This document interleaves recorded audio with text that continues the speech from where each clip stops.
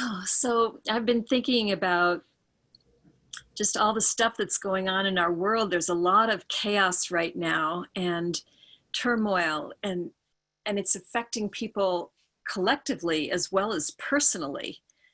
And as people who are holding the spiritual high watch for the world, it's really important for us to think about what are the principles that we're holding on to.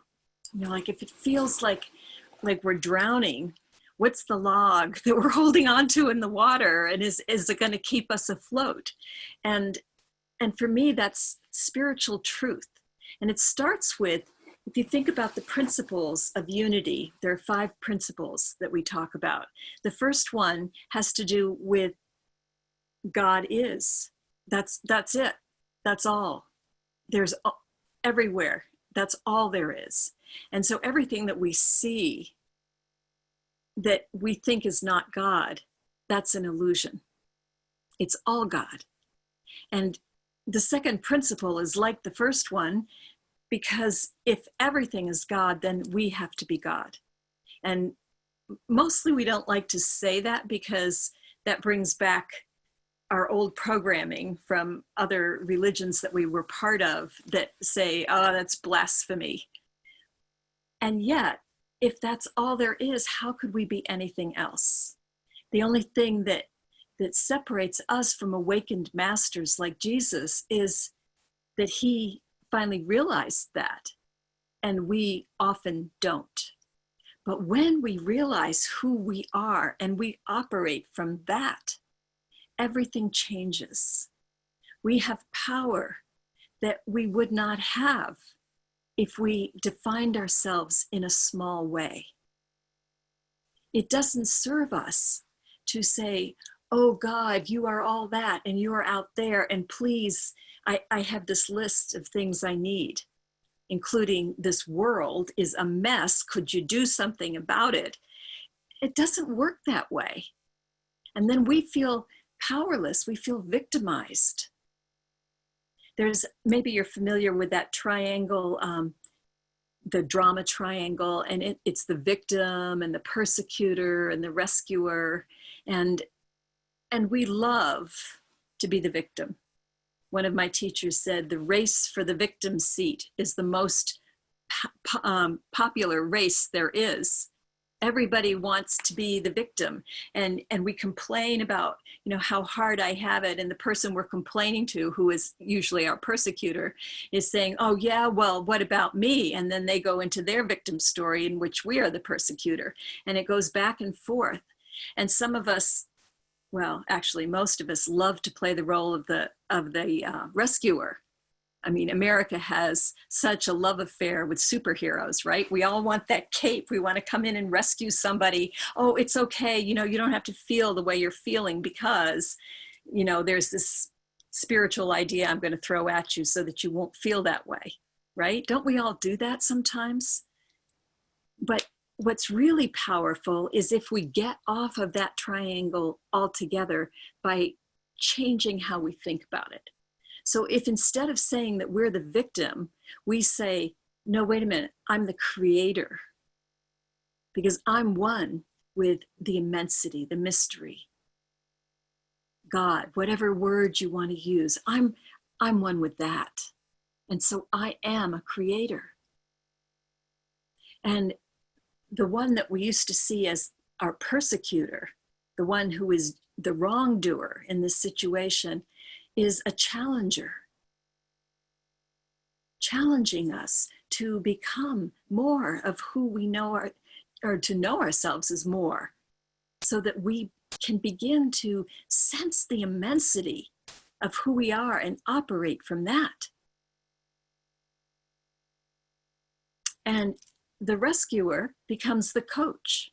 So if you're in a situation with somebody who is feeling victimized, your job is to help them see the resources that are already within them, the powers that are already there, because we all have access to all of those powers.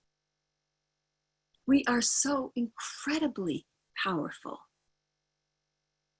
In the story of creation, which is not to be taken literally, because when the Bible was written, that story was based on their model of the universe, based on their scientific understanding at the time. They believed that everything revolved, well, they didn't even think everything revolved around the planet Earth. They didn't have a concept of that. The sun was an orb that went up and came down. They believed that the Earth was sandwiched between bodies of water, and somewhere up there were the heavens. Just scientifically, they didn't have a clue. But if we look at that story and we look at it from a metaphysical point of view, now it becomes interesting. So, and there are two versions, if you didn't know, of the creation story, created at completely different times for different reasons. But I'm going to use the one that the Bible actually begins with. In the beginning, there was chaos. And the Spirit of God was stirring over the waters. And God said, "Let there be light." And there was light. And God called it good. So if you think about that from a metaphysical point of view, what is happening? Chaos is the condition where our minds are clouded. We don't understand what's going on. It looks awful. We all right now just have to look out the window at our world or turn on the TV, and we get plenty of evidence of chaos. And so our call is not to sit on the victim seat and say, oh no, look at how bad it is. It's going to get worse. What's going to happen when? Fill in the blank. That is not our job. Our job is to be the creator. Our job is to look at the situations that are outside and think of it as the mud of creation. You've got all this mud. What are you going to make with it? What are we going to create? And the very first thing that we create is light. That was the first step of creation. And what is light? It's understanding. It's another way of seeing. So the way that we look at it currently as a problem, as broken, as a mess, there's no light in that. Instead, we say, light is all that's really true. And so there has to be light here. We call it in. We call it forth.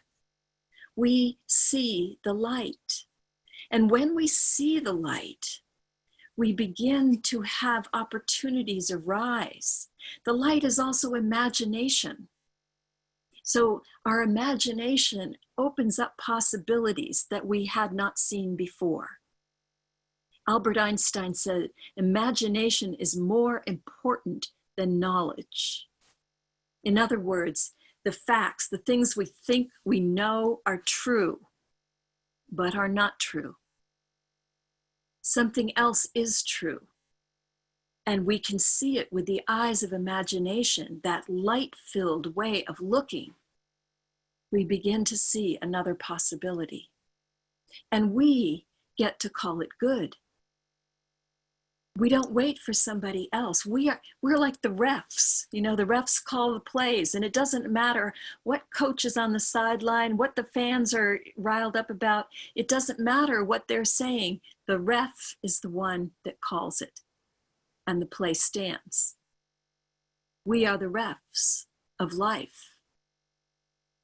We are the ones that say, yeah, this was messy, but it's good. Because the only thing that's true is good. Now, does that mean that there's no evil?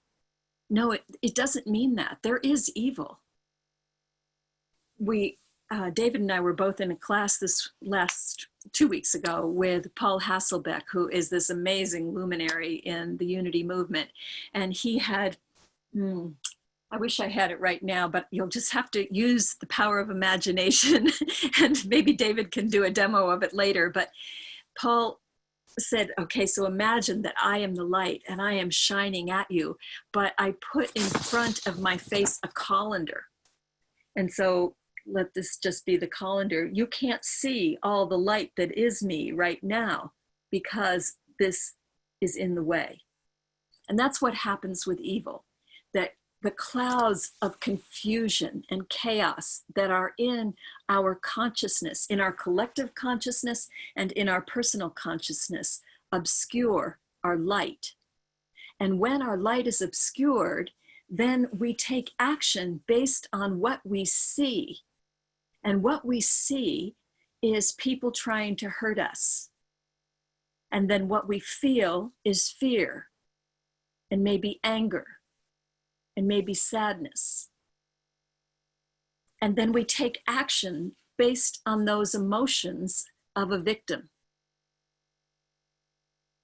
So depending on how clouded this is, we may take actions that would be defined as evil.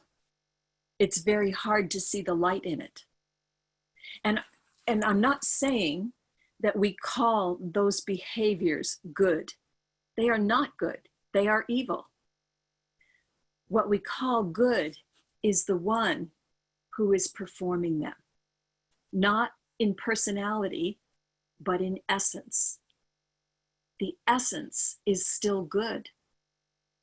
The essence has gotten obscured. But just like the sun was obscured by all the smoke that we all experienced, but it did not go away. And it did not diminish in its power. It was still light.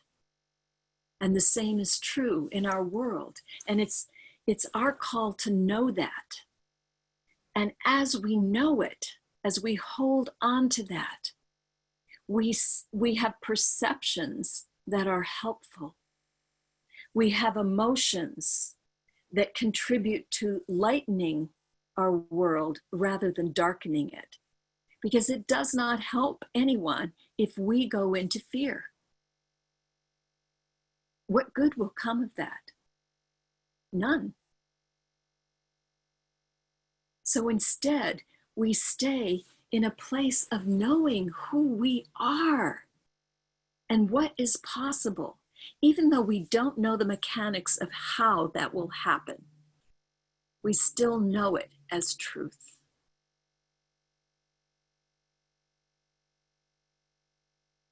And we're challenged. So Paulina was talking about being in the ER, and it didn't go the way they hoped last night.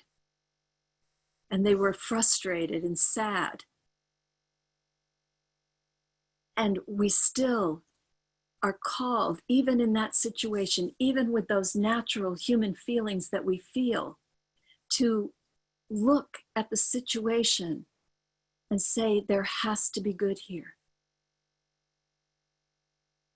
There has to be good. We can ask ourselves, what are we doing here anyway?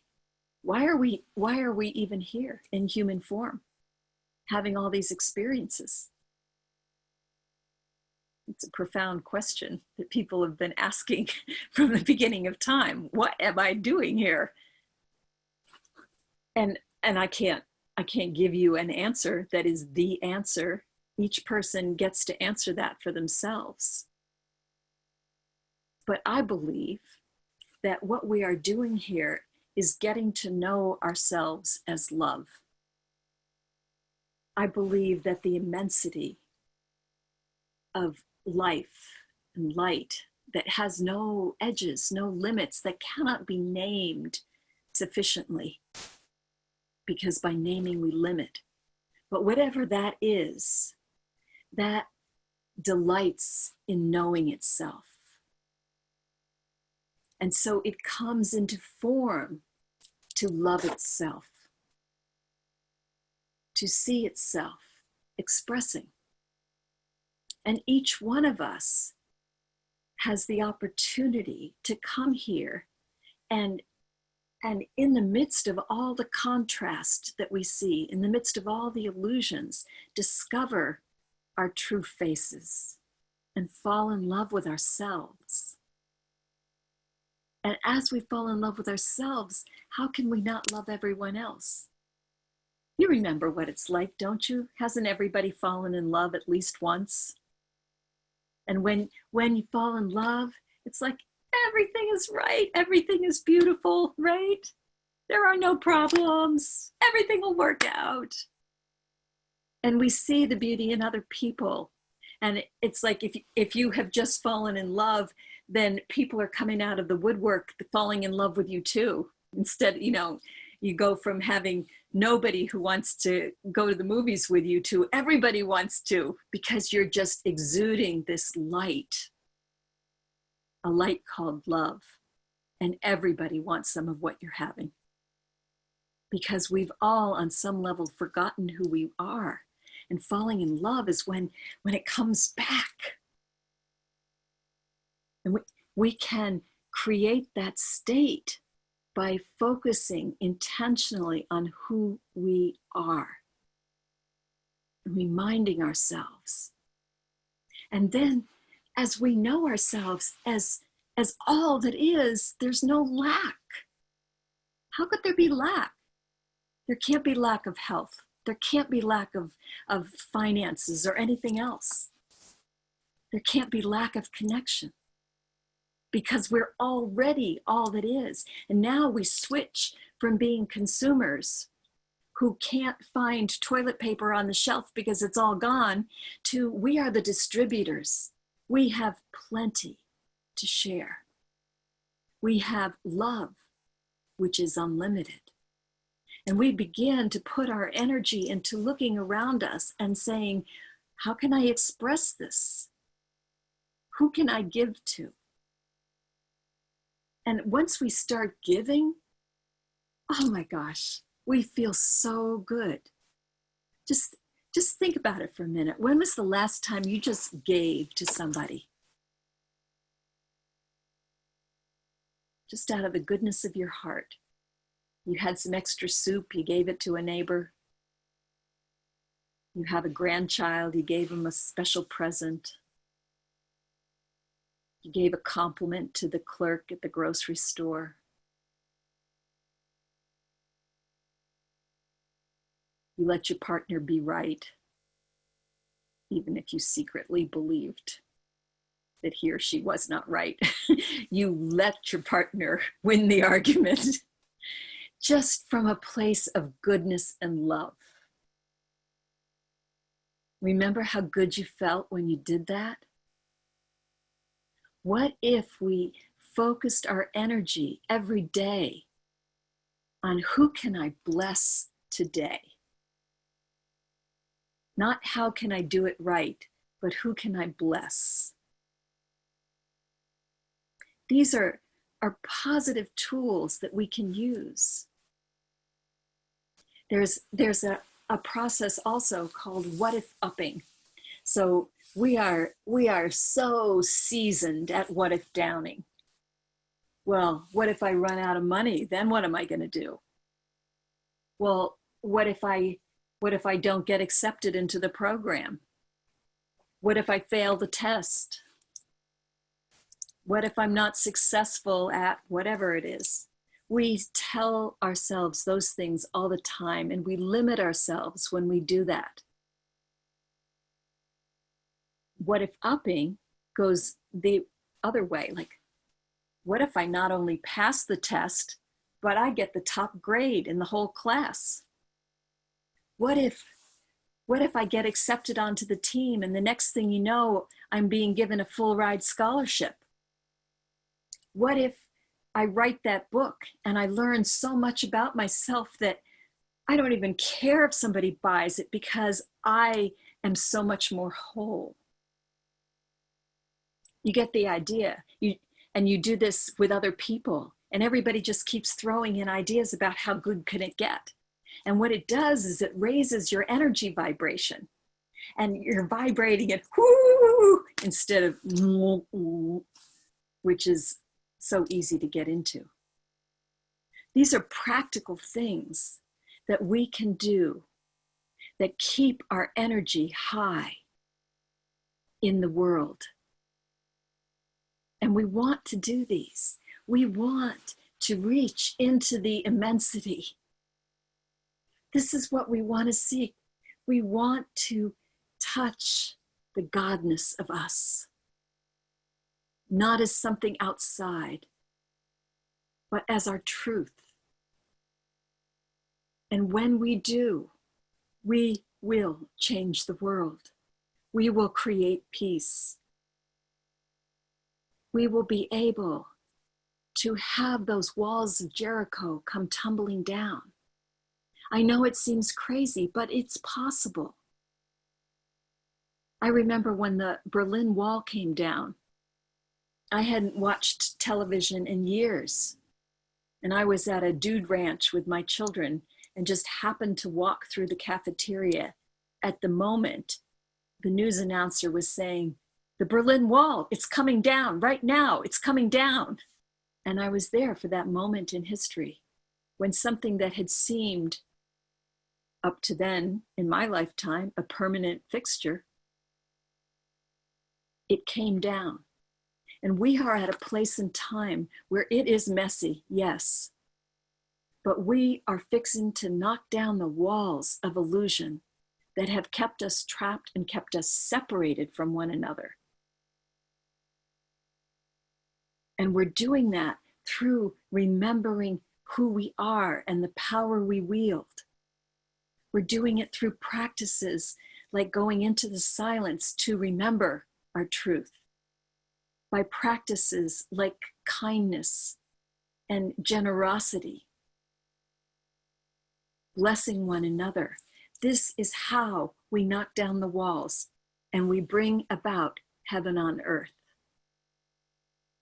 So this week, I hope you'll think about that. I hope you will reach your hands out into the immensity of who you are. And from there, find the actions that will create the world we all want to create. Namaste.